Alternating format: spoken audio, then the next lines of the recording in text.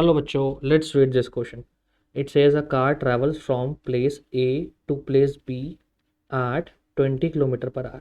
एक कार है वो A से B पर गई कितनी स्पीड से 20 किलोमीटर पर आवर से and returns at 30 kilometre per hour और 30 किलोमीटर पर आवर से वो कार वापस आ गई. ठीक है, आपसे बोला है एवरेज स्पीड बताओ कार की जर्नी की एवरेज स्पीड बतानी.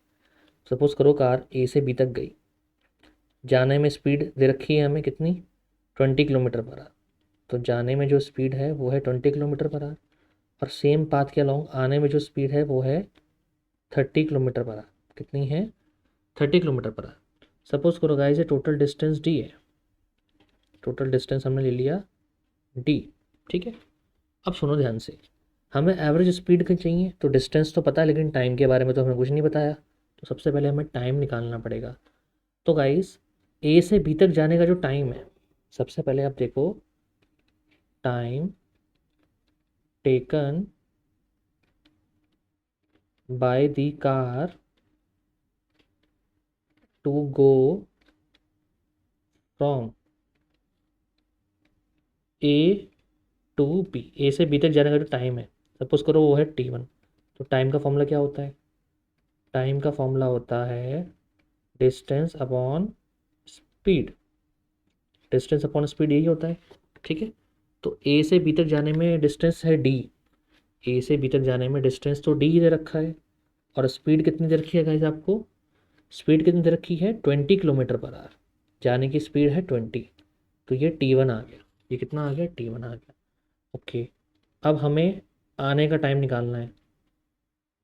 Time taken by the car from B to A. भाई बी से ए पे आने का टाइम निकालना है, यानी अब टाइम ले लो T2.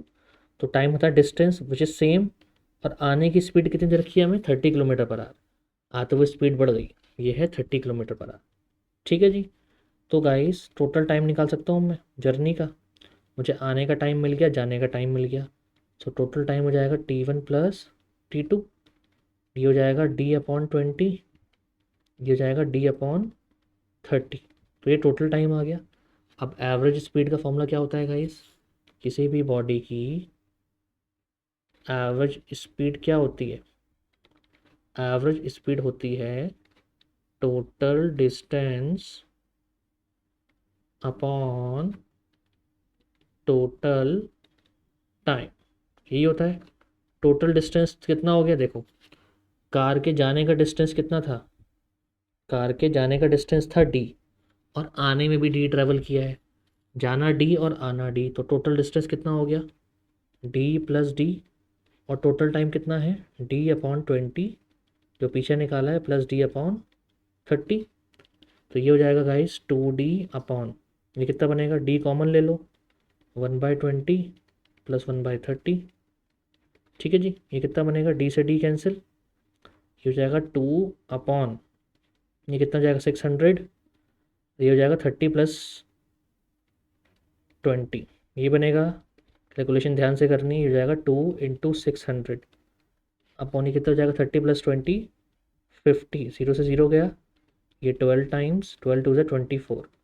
So 24 kilometre per our जो यूनिट दे रखी है उसी में आंसर लाना है. तो 24 kilometre per hour is the average speed.